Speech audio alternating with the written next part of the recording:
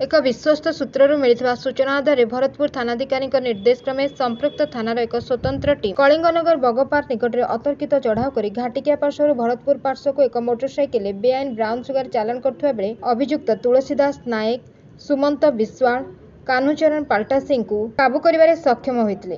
ଛାନଭିନ ସମୟରେ ପୁଲିସ ଅଭିଯୁକ୍ତଙ୍କ ହେଫାଜତରୁ ମୋଟ 26.13 ଗ୍ରାମ ଓଜନର ବ୍ରାଉନ ସୁଗାର ଏବଂ ପରିବହନରେ ବ୍ୟବହୃତ ହୋଇଥିବା ମୋଟରସାଇକେଲଟିକୁ ଜବତ କରିଥିଲେ। ପଚରାଉଚରା ସମୟରେ ଅଭିଯୁକ୍ତମାନେ ନିଜର ଅପରାଧ ସ୍ୱୀକାର କରିଥିଲେ। ତଦନ୍ତ ବେଳେ ଅଭିଯୁକ୍ତମାନେ ଏହି ବେଆଇନ ବ୍ରାଉନ ସୁଗାରକୁ କନ୍ଧମାଳ ଅଞ୍ଚଳରୁ ସଂଗ୍ରହ କରୁଥିଲେ ଏବଂ ସ୍ଥାନୀୟ ଅଞ୍ଚଳରେ ବିକ୍ରୟ ନିମନ୍ତେ ନେଇ ଯାଉଥିବାର ଦର୍ଶାଇଥିଲେ। ଏହି ଘଟଣାକୁ କେନ୍ଦ୍ର କରି ଭରତପୁର ଥାନା ପୁଲିସ ଏକ ବେଆଇନ ବ୍ରାଉନ ସୁଗାର ବିକ୍ରୟଜନିତ ମାମଲା ରୁଜୁ କରିବା ସହିତ ଅଭିଯୁକ୍ତଙ୍କୁ ଗିରଫ କରି କୋର୍ଟ ଚାଲାଣ କରିଛନ୍ତି। ବର୍ତ୍ତମାନ ଏହି ମାମଲାର ଅଧିକ ତଦନ୍ତ ଚାଲୁ ରହିଛି।